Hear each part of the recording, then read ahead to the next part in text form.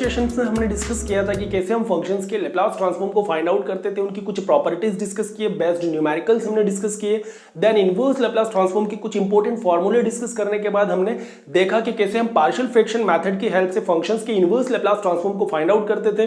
Then हमने कुछ special type के function means logarithmic and inverse trigonometric functions के इनवर्स लैप्लास फाइंड आउट करने का तरीका देखा था। आज के सेशन में हम डिस्कस करने जाएंगे एक बहुत ही इंपॉर्टेंट टॉपिक पे डिस्कशन होगा, जिसके माध्यम से हम फंक्शंस के इनवर्स लैप्लास ट्रांसफॉर्म जो है बड़ी आसानी से फाइंड आउट कर सकते हैं। नाम है कन्वोल्यूशन थ्योरम या संवलन प्रमेय। अब कन्वोल्यूशन थ्योरम जो है इसका अपने आप में बहुत सारे मायने होते हैं। कन्वोल्यूशन थ्योरम के माध्यम से फंक्शंस के इनवर्स लैप्लास ट्रांसफॉर्म को बहुत ही आसानी से फाइंड आउट किया जाता है। पार्शियल फ्रैक्शंस मेथड के कंपैरिजन में बहुत ही कम टाइम में हम यहां बड़ी आसानी से फंक्शंस के इनवर्स लैप्लास ट्रांसफॉर्म जो है फाइंड आउट कर सकते हैं। बीटेक और बीएससी के एग्जामिनेशन पॉइंट ऑफ व्यू से यदि बात की जाए तो टॉपिक बहुत ही ज्यादा इंपॉर्टेंट है। बीटेक में तो इस पर बेस्ट एग्जांपल आता है, बट बीएससी में इस पे कभी-कभी प्रूफ भी पूछा जाता है। तो आज के सेशन में हम इसका स्टेटमेंट देखेंगे, थ्योरम का प्रूफ भी उसका कवर करेंगे, उस पर बेस्ट एग्जांपल भी लेंगे। देखते हैं कि कन्वोल्यूशन थ्योरम का स्टेटमेंट क्या होता है, उसका एप्लीकेशन क्या होता है, कन्वोल्यूशन की मीनिंग की यदि बात की जाए तो कन्वोल्यूशन बेसिकली किन्हीं दो फंक्शंस पर एक मैथमेटिकल ऑपरेशन होता है जिससे एक थर्ड फंक्शन हमको प्राप्त होता है, जो यह बताता है कि कैसे किसी एक फंक्शन या सिग्नल का शेप दूसरे द्वारा मॉडिफाई होता है। कन्वोल्यूशन थ्योरम के एप्लीकेशन पार्ट पे एक और चीज हम डिस्कस कर सकते हैं कि कन्वोल्यूशन जो है बेसिकली एक प्रकार का क्रॉस रिलेशन होता है जिसका use statistics, probability, spectroscopy, then signal processing, image processing और कंप्यूटर विजन में किया जाता है। अब कन्वोल्यूशन थ्योरम के माध्यम से किन्हीं दो फंक्शंस के प्रोडक्ट का इनवर्स लैप्लास जो है बड़ी आसानी से एक डेफिनेट इंटीग्रल के माध्यम से फाइंड आउट कर सकते हैं। लेते हैं स्टेटमेंट। अब यदि स्टेटमेंट की बात की जाए तो सपोज हमारे पास इस टाइप का कोई एक फंक्शन एफ है जिसका इनवर्स लैप्लास हमें पता है कि एफ ऑफ टी होता है, एंड सपोज हमारे पास एक और एस टाइप का कोई फंक्शन है जिसका इनवर्स लाप्लास होता है G of T. Suppose F S be the function whose inverse Laplace is ft and gs be some another function whose inverse Laplace is gt। तो कन्वोल्यूशन थ्योरम हमसे कहता है कि L inverse of F S into G S is equal to integral from u is equal to 0 to t F you ji of T minus U du। अब ये जो इसका statement होता है कन्वोल्यूशन थ्योरम का, अब समझते हैं इसका मीनिंग क्या होता है। अब सपोज हमारे पास कोई एक फंक्शन है, जैसे इसके पहले जब हमने इनवर्स लैप्लास ट्रांसफॉर्म के फॉर्मूले डिस्कस किए थे तो हमने एक 12th नंबर का फॉर्मूला डिस्कस किया था कि L inverse of 1 upon S square plus A square whole square जो है वो होता था 1 अपॉन 2a क्यूब साइन 80 माइनस 80 cos 80। अब देखिए इस फॉर्मूले को जब हमने डिराइव किया था तब हमने डिस्कस किया था कि इस फॉर्मूले को हम तीन मेथड से प्रूव कर सकते थे। एक तो ट्रेडिशनल मेथड था जो हमने कवर किया था लास्ट लेक्चर में, फिर हमने बताया था कि इसको हम पार्शियल फ्रैक्शन मेथड से भी सॉल्व कर सकते हैं, देन इसको हम कन्वोल्यूशन थ्योरम के माध्यम से भी सॉल्व कर सकते हैं। अब यदि कन्वोल्यूशन थ्योरम की मदद से यदि हम इस टाइप के फंक्शंस के इनवर्स लैप्लास निकालें तो बेसिकली हमको करना क्या होगा, सबसे पहले दिए गए ओरिजिनल फंक्शन को हमें दो फंक्शंस के प्रोडक्ट के फॉर्म में लेकर आना होगा, जहां एक को हम कहेंगे एफ ऑफ एस और दूसरे को हम कहेंगे जी ऑफ एस। तो सपोज इस फंक्शन को हम इस प्रकार से ब्रेक करें कि हमें दो फंक्शंस का प्रोडक्ट फॉर्म मिले, तो एक को तो हम कह दें 1 upon S square plus A square, और सपोज दूसरा जो फंक्शन है वो भी यहां हो जाएगा 1 upon S square plus A square. अब देखिए एक फंक्शन को हमने कहा एफ ऑफ एस और सेकेंड फंक्शन को हमने कहा जी ऑफ एस, और यहां पे एफ एस और जी एस का सिलेक्शन ऐसा होना चाहिए कि उनके इंडिविजुअल इनवर्स लैप्लास ट्रांसफॉर्म हमको निकालते आ जाए। अब सपोज एफ एस हमारे पास है, जी एस हमारे पास है, हम जानते हैं कि एफ एस जो है उसका इनवर्स लैप्लास ट्रांसफॉर्म जो है वो क्या होता है एफ ऑफ टी, एंड हम ये भी जानते हैं कि जी ऑफ एस जो है इसका इनवर्स लैप्लास ट्रांसफॉर्म जो है वो होता है G of T. S type के किसी भी फंक्शन का इनवर्स लैप्लास टी टाइप का कोई एक फंक्शन होता है।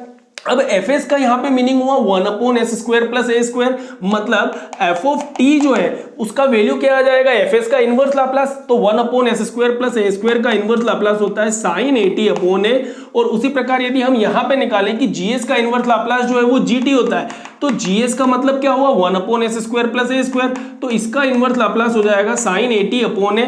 अब देखिए आपको करना क्या होगा यहाँ पे कि एफएस और जीएस का जो प्रोडक्ट है उस पूरे प्रोडक्ट का जो इनवर्स लाप्लास है वो इस डेफिनेट इंटीग्रल के माध्यम से हम डिफाइन कर रहे हैं, जहां पे एक अपने को टर्म मिल रहा है एफ ऑफ यू और दूसरा टर्म मिल रहा है G of T minus you. तो एफ ऑफ यू का मतलब क्या हुआ कि जो एफ टी हमने फाइंड आउट किया है उस एफ टी में यदि हम टी को यू से रिप्लेस कर दें तो देखिए अपने को क्या मिल जाएगा sign A U upon A, और जी ऑफ टी में जो टी है उसको हम रिप्लेस कर दें टी माइनस यू से तो अपने को वैल्यू मिल जाएगा जी ऑफ टी माइनस यू का।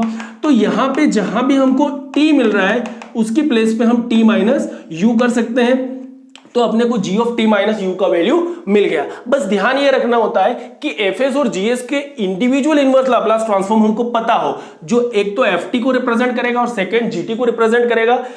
एफ वाले में टी को हम यू से रिप्लेस करें और जीटी वाले में टी को हम टी माइनस यू से रिप्लेस करें, तो इन दो फंक्शंस का वैल्यू मिला। अब sine A U upon A और sine A into T minus U upon A, इन दोनों फंक्शंस का यदि मैं मल्टीप्लाई करूं और उसको इंटीग्रेट कर दूं यू के रेस्पेक्ट में, यू इज इक्वल टू 0 से टी के लिए, तो अपने को क्या मिलेगा एफएस और जीएस के प्रोडक्ट का इनवर्स लाप्लास। और एफएस और जीएस का जो प्रोडक्ट होता है वो अपने ओरिजिनल फंक्शन को ही रिप्रेजेंट करता है। तो आई होप कि हमको ये समझ में आया है, लॉजिक तो हमको मिल रहा है कि किस टाइप के फंक्शंस पे हम इस कन्वोल्यूशन थ्योरम को जो है वो अप्लाई करने वाले हैं। अब मान लिया जाए कि अपने को एक ऐसा फंक्शन मिल जाए कि सपोज हमसे कहा जाए कि find L inverse of 1 upon S square plus A square into S square plus B square. अब इस टाइप के फंक्शन का इनवर्स लाप्लास निकालना है तो हम क्या करेंगे, इसको फिर हम दो ऐसे फंक्शंस के प्रोडक्ट के फॉर्म में लिखें जहां हमको बड़ी आसानी से कन्वोल्यूशन अप्लाई करने में दिक्कत ना है। तो देखो ये हमने इसको दो फंक्शंस के पे ब्रेक किया, एक हुआ आपका एफएस, सेकंड हुआ हमारा जीएस। अब एफएस का इनवर्स लाप्लास, जीएस का इनवर्स लाप्लास हमको पता है, एफएस है आपका 1 upon S square plus A square, इसका इनवर्स लाप्लास होगा एफटी। यहां पे यदि हम निकालेंगे तो हमें क्या मिल जाएगा साइन 80 अपॉन ए, और उसी प्रकार यदि जीएस का इनवर्स लाप्लास लेंगे तो वो हो जाएगा जीटी। जीएस का इनवर्स लाप्लास मतलब 1 upon S square plus B square का इनवर्स लाप्लास हो जाएगा साइन बीटी अपॉन बी। तो देखिए यहां पे हमको साइन 80 अपॉन ए, साइन बीटी अपॉन बी, ये दो फंक्शंस हमने देखे, दोनों की वैल्यूज हमको पता है। एफ ऑफ टी में टी को यू से रिप्लेस करें, जी ऑफ टी में टी को टी माइनस यू से रिप्लेस करें, तो हमको क्या मिल जाएगा, जो हमारा ओरिजिनल फंक्शन था उसका इनवर्स लाप्लास जो है वो मिल जाएगा। तो इस प्रकार इस टाइप के जितने भी फंक्शंस हैं उन पे हम कन्वोल्यूशन थ्योरम अप्लाई करें, बस इंटीग्रल की वैल्यूज हमको यहाँ इंटीग्रल की वैल्यू फाइंड आउट करनी है, बड़ी आसानी से हम दिए गए फंक्शन का इनवर्स लाप्लास जो है फाइंड आउट कर सकते हैं। अब देखिए यहां पे एक चीज और समझने लायक है कि हम ये कैसे सेलेक्ट करें कि कौन सा फंक्शन एफ ऑफ एस होगा और कौन सा फंक्शन जी ऑफ एस होगा। तो एफ एस और जी एस का सिलेक्शन जो है वो हमें ही तय करना होता है कि अब मान लो एक ऐसा फंक्शन, देखिए एफ एस का इनवर्स लाप्लास एफ टी होता है, जीएस का इनवर्स लाप्लास जी टी होता है, और ये अच्छे से हम समझ रहे हैं कि एफ टी में टी को यू से रिप्लेस करना है और जी ऑफ टी माइनस यू में टी को टी माइनस यू से रिप्लेस करना है। जी ऑफ टी में यदि हम टी की प्लेस पे टी माइनस यू रखेंगे तब जाके हमको जी ऑफ टी माइनस यू का वैल्यू मिलेगा। तो हमेशा जीटी फंक्शन हम इस प्रकार से ले जो थोड़ा सा सिंप्लीफाइड फॉर्म में हो, एकदम कॉम्प्लेक्स फॉर्म या ये कहें कि कॉम्प्लिकेटेड फॉर्म ना हो, क्योंकि यहां पे फिर इंटीग्रेशन करने में हमको दिक्कत नहीं आनी चाहिए। तो ऐसा फंक्शन जिसका इनवर्स लाप्लास थोड़ा सा कॉम्प्लिकेटेड फॉर्म में आपको दिख रहा हो तो उसको आप कॉम्प्लिकेटेड वाले को सिंपली आप क्या माने, एफ ऑफ ए सी माने, और जो सिंपल दिख रहा हो उसको आप जी ऑफ टी टाइप का ले, क्योंकि जो सिंपल दिख रहा है उसमें टी को टी माइनस यू रखेंगे तो वो तब भी सिंपल ही रहेगा और आगे जाके कैलकुलेशंस में हमको कोई परेशानी नहीं आएगी। तो आई होप कि हमको ये तो समझ में आया है कि हम कन्वोल्यूशन थ्योरम किस टाइप के फंक्शंस पे अप्लाई करते हैं inverse Laplace transform find out करने के लिए। लेते हैं थ्योरम का प्रूफ। अब देखिए यदि प्रूफ की बात की जाए तो हमें प्रूफ तो क्या करना है कि L inverse f S into जी एस जो है इस इंटीग्रल के इक्वल होता है, बट इसी रिजल्ट को हम एक और प्रकार से भी तो प्रूव कर सकते हैं कि एल इनवर्स को यदि हम राइट साइड शिफ्ट करें तो L inverse right side shift होगा तो क्या हो जाएगा एल, और यहां पे अपने को क्या मिल जाएगा integral T is equal to U is equal to 0 to T F you ji of T minus U D U, और ये वैल्यू इक्वल किसके हो जाएगा एफ एस इंटू जी एस के। तो इस रिजल्ट को प्रूव करने के लिए हम ये तरीका भी तो यूज कर सकते हैं कि प्रूव करें L inverse f S into G S is equal to definite integral, L inverse को राइट साइड शिफ्ट करें तो L of this integral is equal to f S into ji s. तो हम यही तरीका फॉलो करने जाएंगे, हम ये रिजल्ट को प्रूव करना चाहेंगे। अब ये प्रूव किया मतलब यही होता है कुल मिला के। अब देखिए यहां पे हमको करना क्या होगा, प्रूफ स्टार्ट करने के लिए सबसे पहले हम लैप्लास ट्रांसफॉर्म के डेफिनेशन को यूज करेंगे। और हम अच्छे से जानते हैं कि जो लैप्लास ट्रांसफॉर्म का डेफिनेशन होता है वो क्या होता है कि Laplace transform of f of t जो है वो होता है integral T is equal to 0 to infinity E to the power minus S t f t d t. अब इसको हम कहें इक्वेशन नंबर फर्स्ट। अब हम जानते हैं कि एफ टी का जो लैप्लास है वो इस इंटीग्रल के इक्वल होता है। अब हमें किसका लैप्लास प्रूव करना है, integral u is equal to 0 to T F you ji of T minus U D u का इंटीग्रल का लैप्लास हमको बताना है कि एफ एस इंटू जी एस है। तो पूरे डेफिनेशन में जहां जहां आपको एफ टी दिख रहा है उस एफ टी की प्लेस पे हम क्या रख दें, जिस फंक्शन का लैप्लास ट्रांसफॉर्म हमको फाइंड आउट करना है। तो हम यहां लिख सकते हैं कि यदि एफ टी का लैप्लास ये होगा तो लैप्लास ट्रांसफॉर्म इसकी प्लेस पे हम इंटीग्रल वैल्यू रखें u is equal to 0 to T f of u g t minus U D u. इसका जो वैल्यू है हमें क्या देखने को मिल जाएगा यहाँ पे, Laplace of F T is equal to this, तो Laplace of integral is equal to integral T is equal to 0 to infinity E to the power minus S T. अब बात करते हैं एफ टी की, तो एफ टी की place पे जो हमने नया फंक्शन वैल्यू लिखा है integral u is equal to 0 to T f of u ji of T minus U D u and then d t. तो हमने डेफिनेशन नंबर फर्स्ट में एफ टी की प्लेस पे दोनों तरफ ये इंटीग्रल वैल्यू सब्स्टिट्यूट किया। अब देखिए अपने को क्या करना है, बस इस इंटीग्रल को सिंप्लीफाई करना है और आंसर के फॉर्म में लाना है f of s into g of s, हमको रिजल्ट का प्रूफ मिल जाएगा। अब यदि हम इंटीग्रल को थोड़ा और सिस्टमेटिक लिखें तो t is equal to 0 to infinity u is equal to 0 to t। अब पूरे फंक्शन को एक साथ हम लिखें तो e to the power minus S t f of u ji of t minus U D u d t. अब देखिए यहां पे यदि हम बात करें इसको कहें इक्वेशन नंबर 2। अब यहां पे देखिए एक तो u वेरिएबल से मिलके बना फंक्शन है और एक t वेरिएबल से मिलके बना फंक्शन है। और हम जानते हैं डबल इंटीग्रेशन में हमने बहुत अच्छे से कंसेप्ट सीखा है कि जब हमारे पास कोई दो वेरिएबल से मिलके बना फंक्शन हो, डबल इंटीग्रल की बात हो, तो दोनों वेरिएबल एक दूसरे से क्या होते हैं, इंडिपेंडेंट होते हैं। आप किसी एक को पहले के रेस्पेक्ट में करें, दूसरे को फिर बाद में इंटीग्रेट कर सकते हैं। अब यहां हम चाहें तो पहले u का रेस्पेक्ट में इंटीग्रेट करें u की लिमिट के लिए, या हम पहले चाहें तो t के रेस्पेक्ट में इंटीग्रेट करें t की लिमिट के लिए।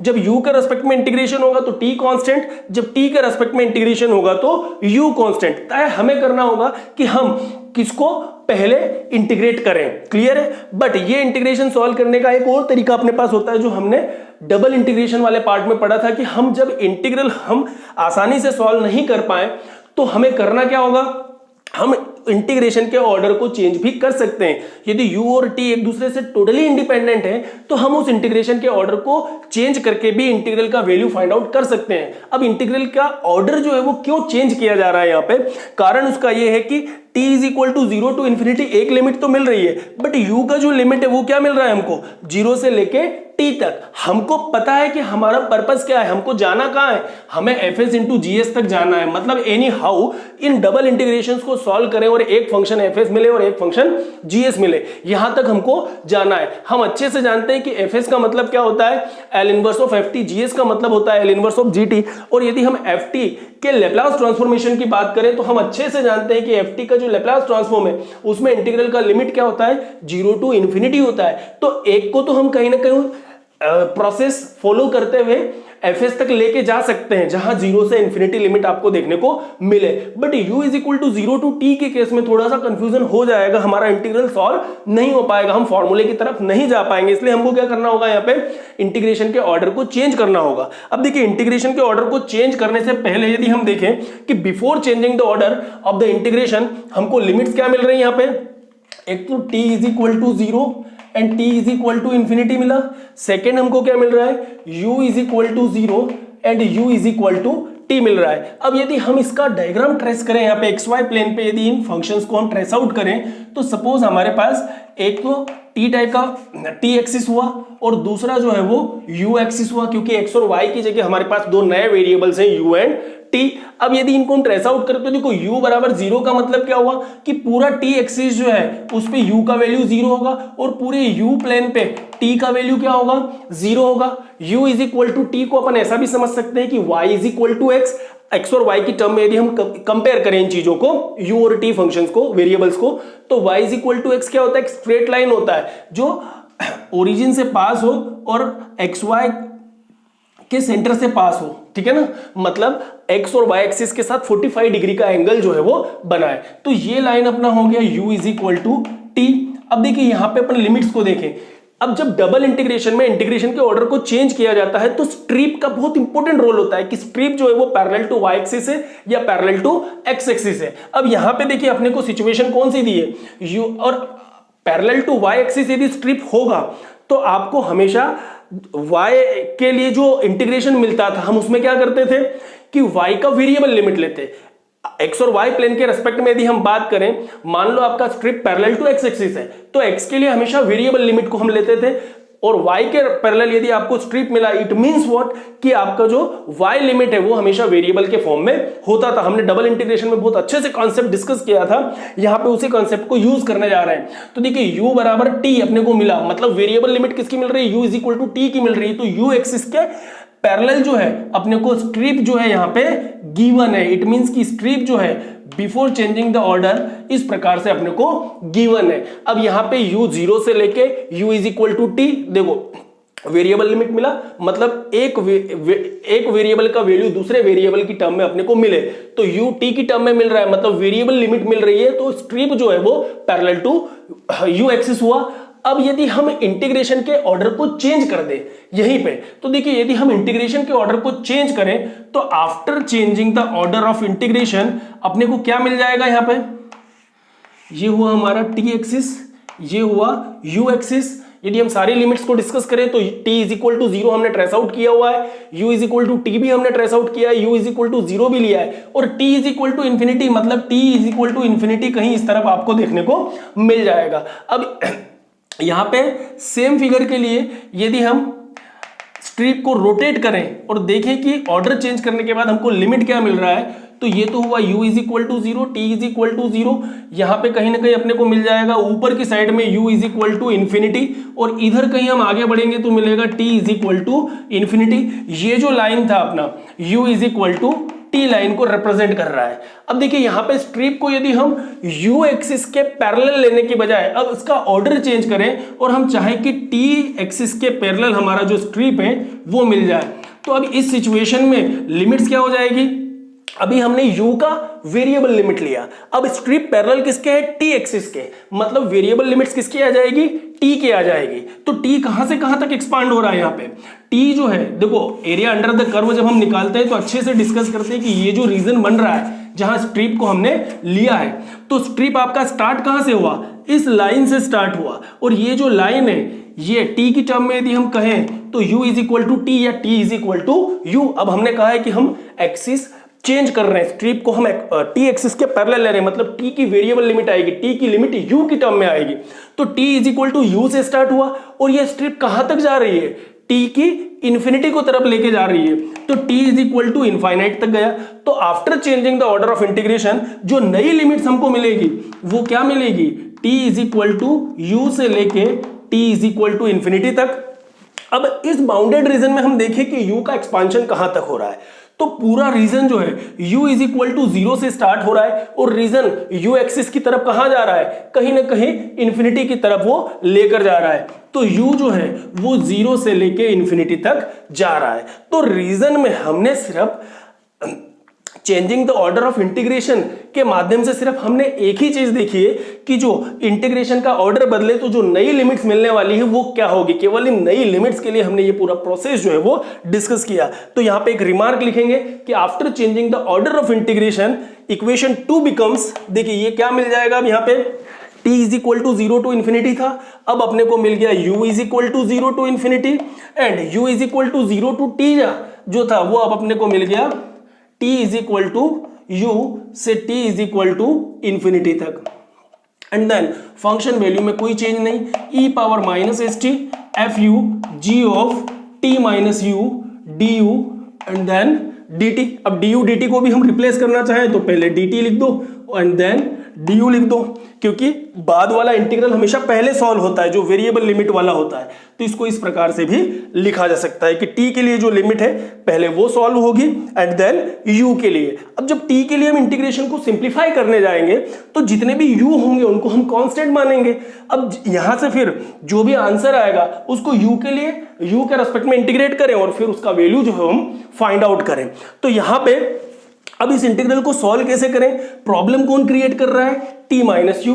तो सब्स्टिट्यूशन मेथड का हम उपयोग करें और t माइनस यू को एक नए वेरिएबल v से हम क्या कर दें, रिप्लेस कर दें। देखिए यदि हम पुट कर दें t minus u is equal to v, अब सपोज हमने यहां t वेरिएबल को एक नए वेरिएबल v से रिप्लेस करने जाए। देखिए हम इंटीग्रेशन कहां कर रहे हैं, ब्रैकेट पे बिल्कुल अपने को ध्यान रखना पड़ेगा कि dt मतलब t के रेस्पेक्ट में हो रहा है। जो अपना मूल वेरिएबल है, ओरिजिनल वेरिएबल है, वो कौन है, t है। तो t वेरिएबल को हम रिप्लेस करने जा रहे हैं एक नए वेरिएबल v से। और सब्स्टिट्यूशन क्या लिया हमने, t माइनस यू, क्योंकि फंक्शन जो है वो g of t minus you के फॉर्म में नहीं होना चाहिए, इसलिए t माइनस यू को हम रिप्लेस करें v से। तो यदि t माइनस यू v होगा, जहां u तो कांस्टेंट होगा, तो dt जो है वो क्या हो जाएगा, dv। अब t वेरिएबल यदि v वेरिएबल से रिप्लेस हो रहा है तो नए वेरिएबल v के लिए हम लिमिट्स भी देखें, हम अपने को क्या मिलेगी, तो लिमिट्स जो है नई लिमिट्स v वेरिएबल के लिए अपने को मिलेगी कि देखिए अब यदि हम t की लिमिट देखें तो t जो है वो u से इंफिनिटी तक है। अब यहां यदि t को हम u रखें तो u minus u is equal to 0, तो नया जो लिमिट अपने को मिलेगा v का वो 0 से लेके कहां तक जाएगा। अब हम यदि t की प्लेस पे इंफिनिटी रखें तो infinity minus something is always infinity, तो v विल बी इंफिनिटी। और नए वेरिएबल v के लिए हमको लिमिट्स मिल गया 0 टू इंफिनिटी। इन तमाम चीजों को यदि हम यहां दिए गए इक्वेशन में सब्स्टिट्यूट करें तो देखो अपने को क्या वैल्यू मिल जाएगा, u is equal to 0 to infinity. अब यहां जो अपने को नया इंटीग्रल मिला था इसमें हम वैल्यू सब्स्टिट्यूट करें तो t के लिए बजाय v की लिमिट्स रखें तो v is equal to 0 to infinity. देखो हमारा जो पर्पस था वो पूरा हुआ कि यहां पे अपने को लिमिट जो है दोनों 0 टू इंफिनिटी पे आए, क्योंकि हम लैप्लास ट्रांसफॉर्म की डेफिनेशन की तरफ कहीं ना कहीं जाएंगे तो 0 टू इंफिनिटी लिमिट के पास अपने को जाना होगा। अब इसके बाद अपने को मिला e power minus S T, तो e पावर माइनस एस, और t वेरिएबल को हमने रिप्लेस किया है v वेरिएबल से, जहां t माइनस यू का वैल्यू v है तो t का वैल्यू क्या आ जाएगा, u प्लस v। तो यहां t की प्लेस पे हम रख दें u प्लस v, और साथ में है f ऑफ u, तो f ऑफ u और g of t minus u, तो g of t minus u का वैल्यू अपने पास है v, और यहां पे आएगा dt, और dt की प्लेस पे हम लिख देंगे dv, एंड देन बाहर अपने पास है du। u में हमको कोई चेंज नहीं करना है, बस t वेरिएबल को रिप्लेस करना है u प्लस v से, या t माइनस u को हम रिप्लेस करें v से। तो देखिए अब इसको थोड़ा सा सिंप्लीफाई करें तो हमको बड़ी आसानी से यहां रिजल्ट मिल जाएगा। अब integral v is equal to 0 to infinity e to the power, अब देखिए यहां क्या मिल रहा है, minus s into u plus v. तो माइनस एस का यदि मल्टीप्लाई करेंगे तो minus s u plus minus मिलके हुआ माइनस एस वी, तो minus s u minus s v यदि हम उसको बेस के साथ सेपरेट करें तो e power minus s you, e power minus s we, F of you, g of v and dv into du। अब देखिए इन फंक्शंस को हम थोड़ा सा सिस्टमेटिक लिखें। अब हमारे पास फंक्शनल वैल्यू ऐसा आया है डबल इंटीग्रल में कि एक फंक्शन आपका प्योरली u का हो गया और दूसरा जो है वो v का हो गया। तो अब यहां पे हम वेरिएबल को फंक्शन के साथ सेपरेट कर सकते हैं, क्योंकि जब u के रेस्पेक्ट में इंटीग्रल होगा तो v कांस्टेंट, v के लिए होगा तो u कांस्टेंट, और जो कांस्टेंट होता है वो वैसे भी इंटीग्रेशन से बाहर होता है, तो हम सेपरेट इनको कर सकते हैं इंटीग्रल वैल्यूज के साथ। तो देखिए u के लिए अपने को मिल जाएगा u is equal to 0 to infinity. अब जितने भी u के फंक्शंस हैं वो u इंटीग्रल में आएंगे, e power minus s you और F U D you.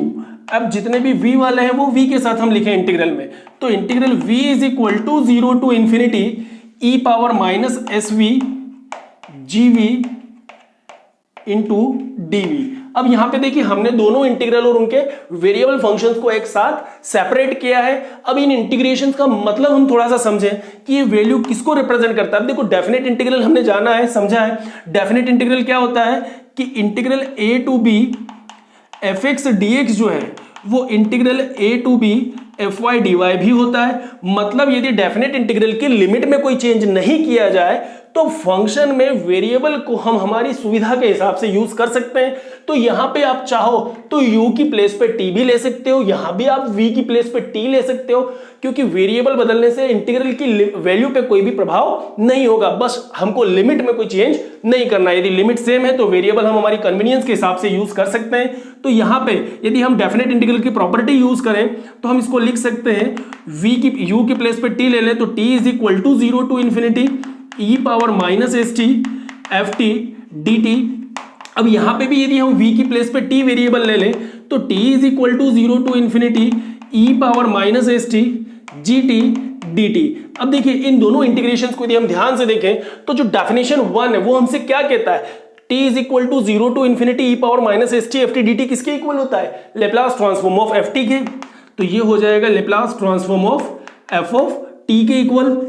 Definition first से हम फर्स्ट इंटीग्रल को रिप्रेजेंट करेंगे Laplace transform of F t into second integral. देखिए किसको रिप्रेजेंट कर रहा है, e power minus S t ji of T d t. अब यहां पे एफ टी की प्लेस पे यदि हम जी टी ले लें तो लेफ्ट हैंड साइड पे भी एफ टी की प्लेस पे जी टी आएगा। तो e power minus S t g t d T किसको रिप्रेजेंट करेगा, Laplace transform of G T को, क्योंकि एफ टी की प्लेस पे जी टी आया तो हम लेफ्ट हैंड साइड पे भी फंक्शन को रिप्लेस करें तो Laplace transform of G T को रिप्लेस करेगा। और हम अच्छे से जानते हैं कि एल एफ टी जो होता है, एल एफ टी जो होता है एफ टी का लेप्लास एस टाइप का एक फंक्शन एफ एस होता है। यदि L inverse f S F T होता है तो इसका मतलब एल एफ टी किसके इक्वल हुआ, एफ एस के। और एल इनवर्स जी एस यदि जी टी हुआ तो जी टी किसके इक्वल हुआ, जी एस के। तो एल ऑफ जी टी जो है वो इक्वल हो जाएगा जी ऑफ एस के। तो हमको प्रूव भी क्या करना था कि ये इंटीग्रल का जो लेप्लास है वो क्या होता है, F S into G S. और लेफ्ट हैंड साइड पे हमारा इंटीग्रल क्या चल रहा था, ये। और इसी इंटीग्रल को हमको प्रूव करके लाना था एफ एस इंटू जी एस के इक्वल। अब यहां से यदि हम एल को राइट साइड शिफ्ट कर दें तो L inverse f S into जी एस जो है वो किसके इक्वल हो जाएगा, u is equal to 0 to T f of u ji of T minus U D u. इस प्रकार हम बड़ी आसानी से कन्वोल्यूशन थ्योरम को प्रूव कर सकते हैं। आई होप कि आपको आज का पूरा सेशन समझ में आया होगा। Thank you very much, thanks for watching this video.